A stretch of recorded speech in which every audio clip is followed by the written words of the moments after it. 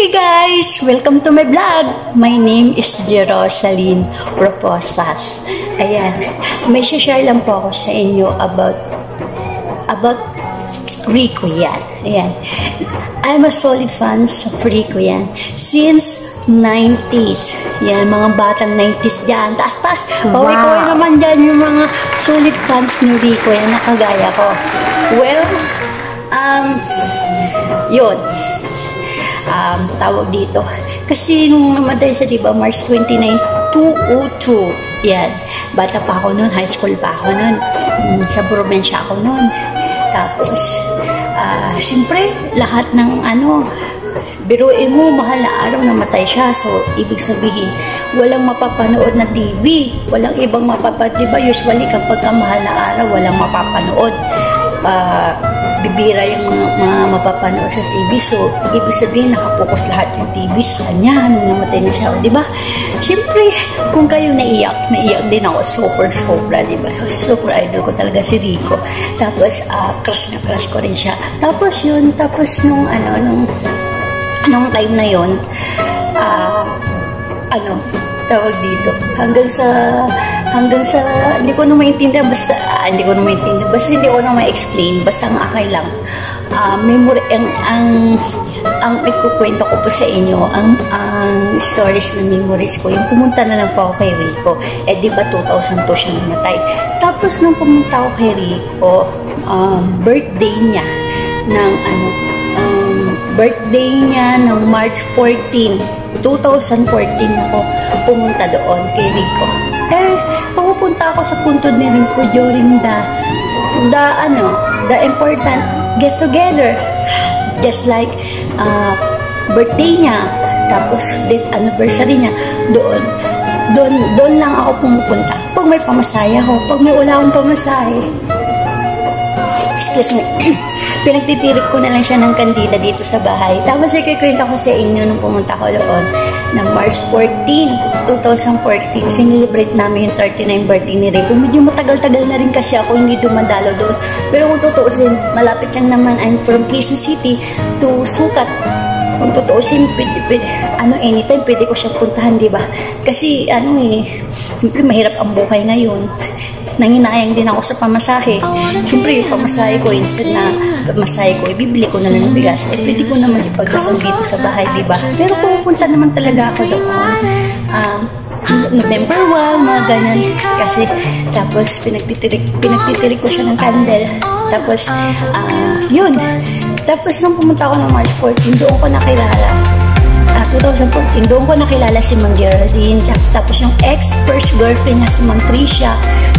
Tapos doon ko nakita, first time ko nakita si Miss Claudine Barreto. Alam niyo, sobrang bait ni Miss Claudine Barreto. Alam niyo, kasi ang bait-bait niya sa fans. Tapos, kasi ang maganda nito, dala-dala niya yung mga pabango, yung mga gift niya kay Rico ng watch. Pinapakita niya talaga sa amin. Tapos yung pabango na gift din ni Rico sa kanya, pinapaamoy sa amin ang bango. Tapos, dala-dala niya pa yun. Katuwa nga diba? For almost 22 years, nandoon pa rin sa kanya ng mga remembrance ni Rico yan. Diba yung mga alaala niya kay Claudine? Tapos, pag nagbabasa siya ng love letter, pinapabasa niya sa PE niya.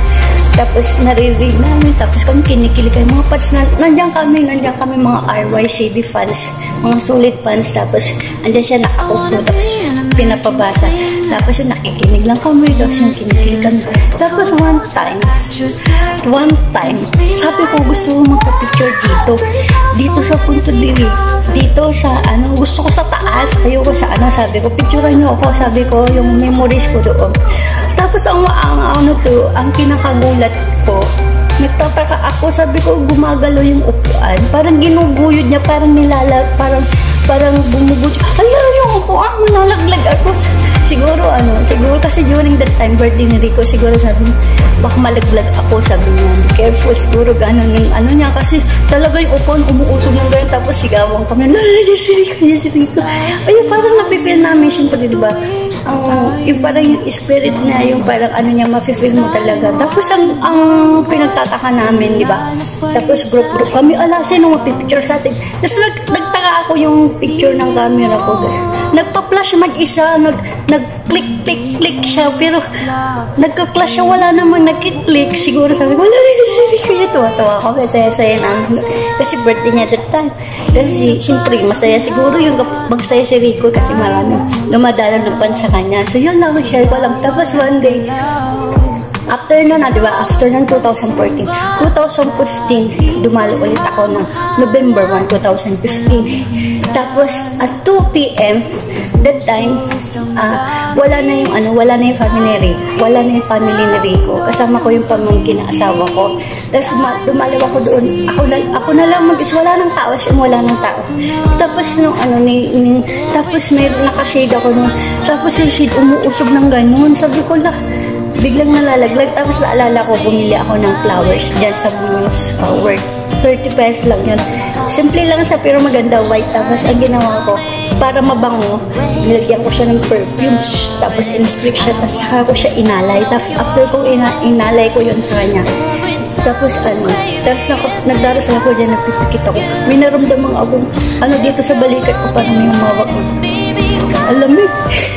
Lamig talaga. Siguro sabi niya, nag-thank you lang siguro sa. Tapos there were time na gusto ko na lang umuwi. Gusto ko na umuwi kasi sabi ko rin, uuwi na ako. Sabi ko, sige bisitahin kita ulit. Next year, I don't know. Pagka may time ako, sabi next year ulit, kita tayo ulit. Sabi ko, nagpaalam na ako. Tapos habang nagpapaalam ako, yung paa ko ang bigat. Parang ayaw pang magpaalam. Sabi ko, alis na ako. Pero yung paa ko, parang ayaw pang umayos. Siguro parang ayaw pa akong paalisin or what. Tapos ang ginawa ko, kasi gabi na, magagabihan ako, matraffic pa uwi, papunta Quezon City, alam niyo naman, matraffic. So ang ginawa ko, yung tinirik na kandila ko, inuwi ko yung kandila. Tapos sabi ng pamangkin ko, Tita Jinky, bakit mo inuwi yan? Masama yan. Kasama yung kaluluwa niya. Tapos sabi ko, yun ang gusto ko sumama yung kaluluwa niya. Tapos pagdating ko dito sa bahay, dito ko na inubos yung kandila. Saka dito ko na ipinagpatuloy yung pinagpray niya. Kasi diba, yung kandilang nandoon, malay ko ba baka mamatay? Kaya dito ko na lang inuwi sa bahay yung kandilang tinir ko sa kanya dito. Baka raw sumama yung kaluluwa nito. Yun nga yung gusto ko, sumama Ganyan ako kapaliw. Yun, tapos dito ko, tapos nag-pray na ako, yun lang. So, last visit ko doon is 2016. Tapos hindi na yun naulit. Siguro, I think, bala ko this next year, pag birthday niya o kaya date anniversary. So, yun lang. I just want to share. I am the fans of, solid fans to Rico. Yan. Since 90s. So, by the way, my name is Jerosela Pasas, and I just want to say thank you for all my followers there, to all the support to watching my videos, and more followers to come, and for more update for my content videos. So, see ya! Bye! I love you, and God bless everyone. I love you more, Ma!